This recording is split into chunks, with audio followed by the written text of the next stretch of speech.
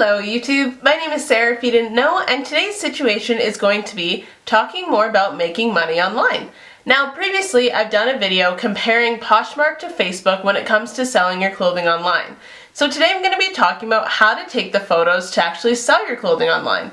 I know it sounds pretty straightforward, but I think I have a couple tips and tricks that some people may be interested in. Make sure to subscribe if you find this useful, and check out my other video which will be linked down below as well as in the cards here about my Poshmark versus Facebook, what I just mentioned there, if you are interested in selling clothing online. And if you'd like me to try out other platforms such as creating an Instagram account or anything like that, definitely let me know and I'll try it out for selling clothing. So when it comes to selling clothing online, obviously the first step is picking the clothing so that you actually have something to sell. The way that I pick through my closet to decide to get rid of things is putting on an outfit that I currently really like to wear. So that is today a pair of loose jeans and a crop top, like bralette style top. That way when I'm trying clothing on, I can envision what I actually want to wear and what I want my closet to look like. If you're trying on coats or shoes or anything, you actually know what the outfit's going to look like instead of wearing, say, pajamas and you're trying on a winter coat. It's really hard to gauge if you're actually going to wear that outfit versus if you styled it in a way that you would wear it, and if you're still not going to wear it, you probably should get rid of it. So that's what I like to do, is putting on something nice, getting a little bit ready if I need to, and then trying the piece on and deciding if I want to keep it or not. While you're looking for clothing, the clothing should be in good condition. You don't want to be selling something that has holes, is stained, is dirty, is smelly, is extremely old and kind of off trend, because you're just not going to get very much traction. Keep that in mind. Think about what would you buy online or what you want to see in stores, then kind of decide if you can sell something. Another step of what I like to do is choose something that's a little bit more branded, so it's a little bit more recognized and it's actually being searched online, and you can sell it for a reasonable price. Obviously you're not going to be able to resell a Walmart shirt for $20 when they only retail for $10, but if you bought something that was $100 that you don't wear anymore, you can easily resell for $50 because that's 50% off. Once you pick the clothing, it's very important to wash the clothing. I know it sounds a little bit counterproductive to wash something you're going to get rid of, but you want it to be as fresh as possible, and if you haven't worn it in a while, who's to say there's no hidden stains or hidden smells that you should get rid of before you're selling an item. And along with that, step 3 is you need to iron or steam. So if it's certain fabric that requires you to iron it or steam it to make it look as presentable as possible, make sure to do that, because in the photo it's going to show, wow, that's really wrinkly. I don't want to take care of a wrinkly item, and that's going to cause a potential buyer to scroll right by. So you want your piece to look as in perfect condition. Even if it's a 5-year-old piece, something can still have value if you make it look valuable. So step 4 is to set up your space. Whenever I sell my clothing, I like to make sure that I take photos on a plain wall. I don't like to do the floor because I like it to be hanging and show a little bit more shape, and I don't like to do a pattern background or something distracting in the background because there might be more focus on that item than the actual clothing item, which again causes someone to easily scroll by. So the setup that I use is actually behind my door. You can see it in the video right here. I just take off the jewelry holder from there. There's already a nail in the wall, and I just hang up a hanger. I just put it right on that nail, and it's a plain background that's flat and clean and does still give shape to the item so that the person can see how it hangs and kind of looks. Another part of setting up your space may include making sure it's daytime. I think it's really important to take photos during the day so you have natural bright light, but if you can't, make sure that your bedroom lights are on. You might have a lamp nearby. You might also have like lighting, ring lighting, like this guy, which this is pretty cheap on Amazon. It's like $30 if you do plan on taking a lot of photos. Dark lighting can sometimes add contrast that make the item not look as nice. So bright room and bright lighting is gonna add another layer of perfection to your photo. So step 5 is once you start to take the photos, you want to make sure that you have photos of everything. It's important to have photos of everything because people are going to ask for it. If you're buying something online and you can only see half of the pants, you're going to want to know what the bottom half looks like. You should show photos of the hem, you should show photos of the pocket, of the zipper. Anything that is important to the item you should show, which is everything.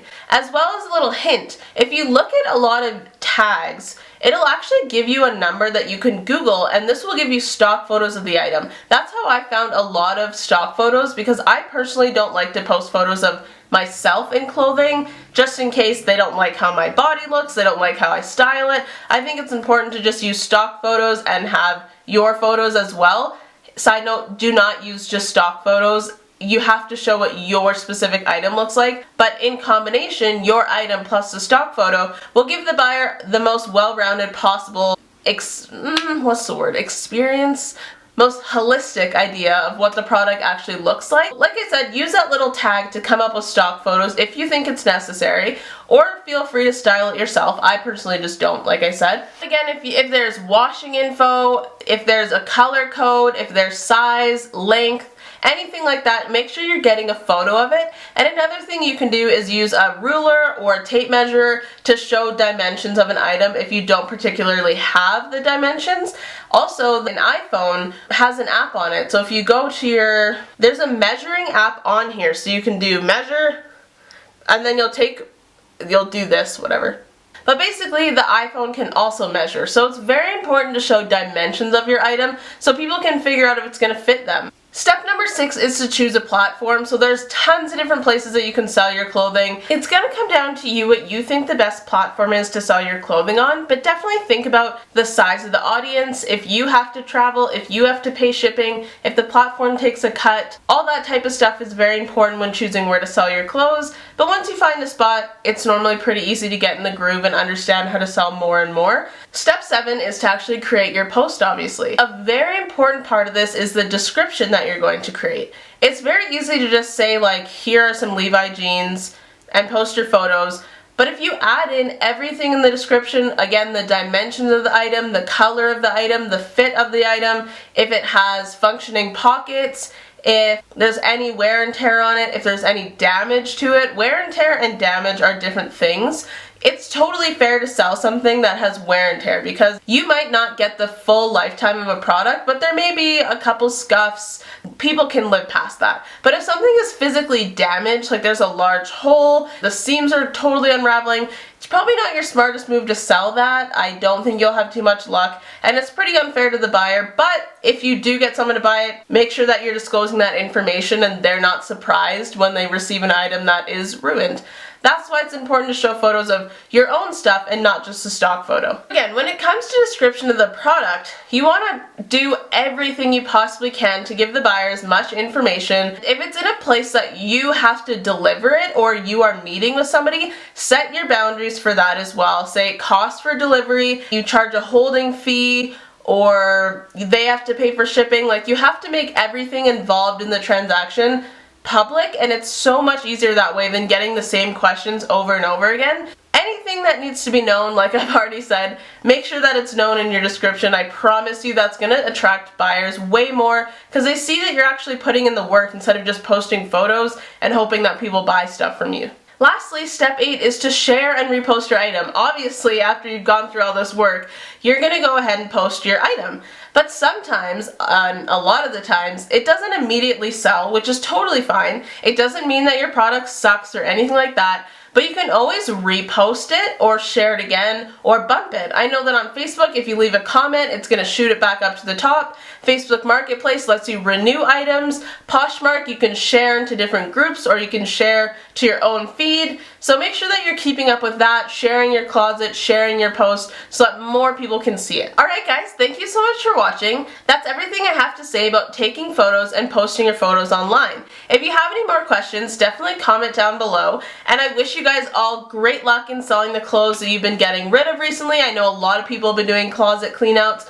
Don't be afraid to do a closet clean out. Don't be afraid to let go of a couple pieces, especially if you can make some money off of it. This is a great way to make passive income because you already own the item, you're not using it, you may as well sell it. Definitely check out my other video that compares Facebook to Poshmark if you're looking for some simple platforms to use, and stay tuned for other times when I'm going to try out some other platforms. Thank you guys for watching. If you want to follow me on Instagram, my name is SarahsSituation, and yeah, have a good rest of your day. Bye.